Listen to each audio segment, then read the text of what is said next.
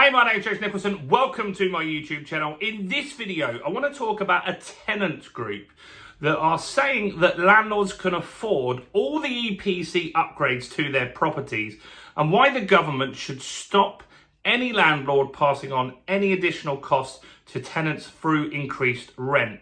We'll also talk about what's going on with this EPC stuff, what impact it's going to have on the rental market, and much, much more. Now, if you're new around here and you haven't done already, do make sure you subscribe to the channel over there and hit that bell notification. We're on the way to 44,000 subscribers. And by subscribing, you'll get all the latest property news, house price news, interest rate news, and property investing news, and much, much more. And let's get some views on this video. How do we do that? Simple. Smash like, tickle like, do something to that like button. That really helps with the YouTube algorithm, and that really helps the channel grow. So thank you to everybody that does that. So what's going on? Well, there's a group that supports tenants, and they're called Generation Rent. You might see a few stories on these guys floating around, and they focus on making sure that tenants don't have any increasing costs, landlords improve the quality of their rental properties, and that's all good stuff.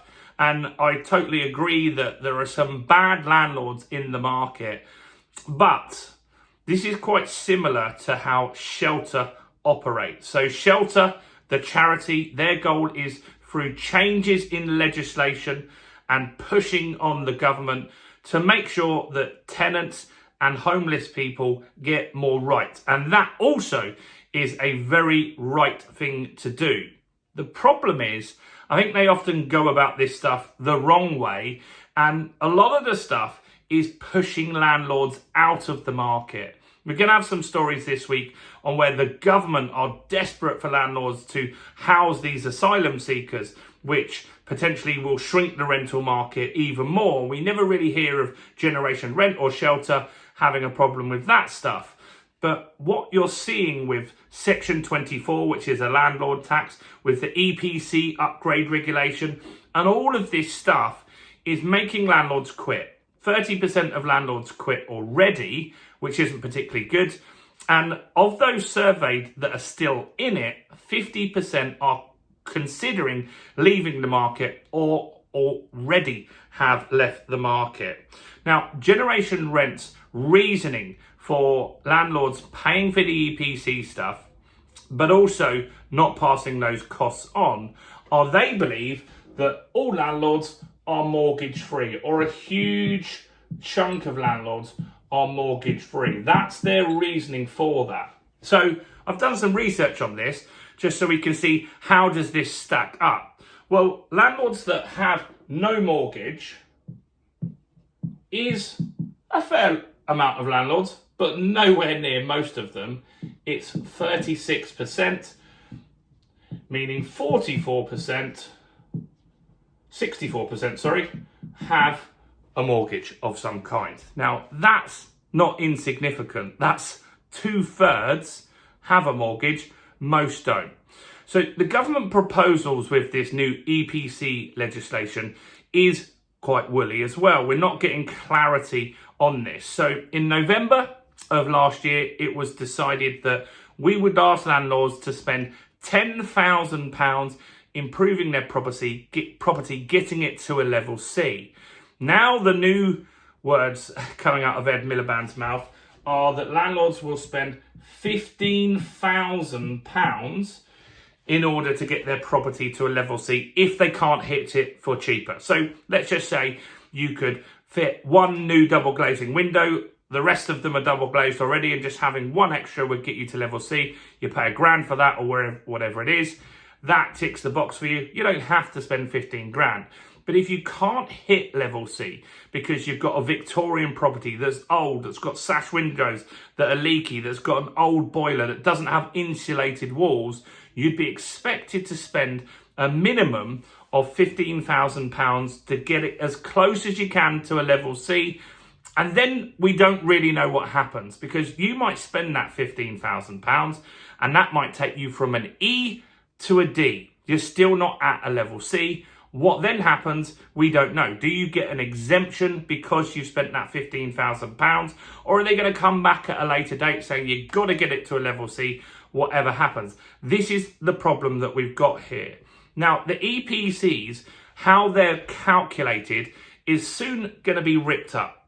They did this with commercial EPCs, and what happened there was some people suddenly passed. This property I'm in right now, this office I'm in right now, was at a level where they weren't going to be able to rent it out. The government redrew the EPC rules. I've had this office 10 years, so I know nothing's been done to improve the energy efficiency.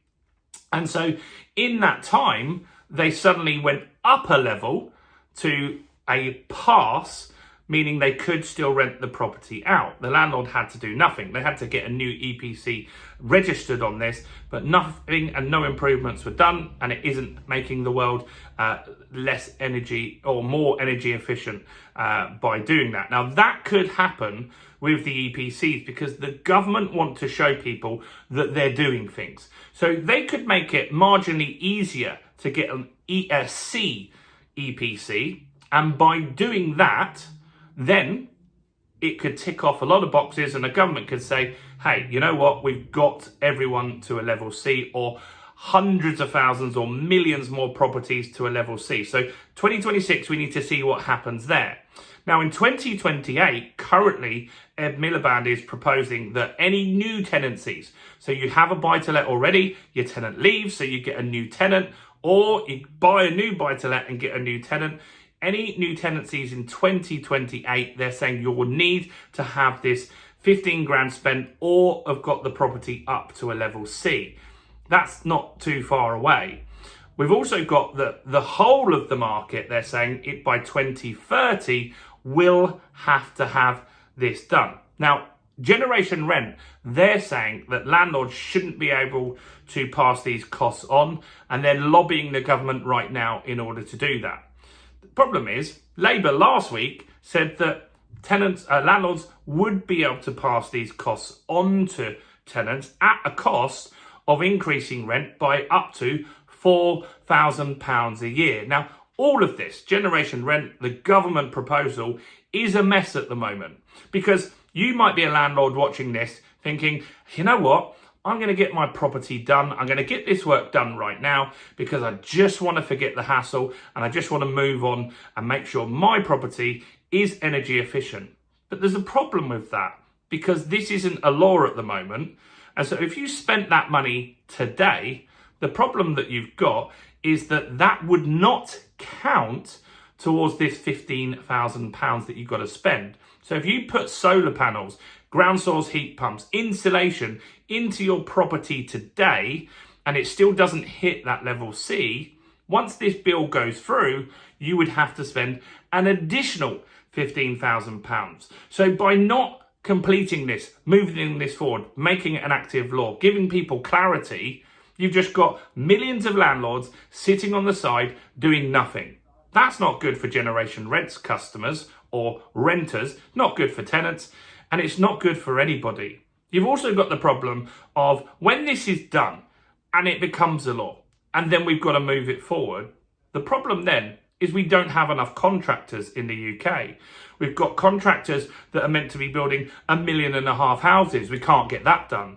We don't have enough skilled people to install solar or to do ground source heat pumps or any of this. It's a major problem, and you're going to see landlords sitting on their hands waiting until they get the green light on what to do, and then a mad rush potentially of people trying to get work done with not enough labour. That means that costs will go up, and what the landlord could actually do with the 15 grand today is going to be significantly less than what they could do with the 15 grand in 2 years from now, when everybody and their dog is trying to get solar panels and all of this stuff done. It's an absolute mess, and I think generation rent should focus on that stuff as well, not just pushing landlords to do work that is going to cost tenants more in increased rents, or essentially make more landlords quit the market. Let me know what you think about this in the description below. Do make sure you smash like and subscribe, and also check out all the other content as well on the channel, including this video right here.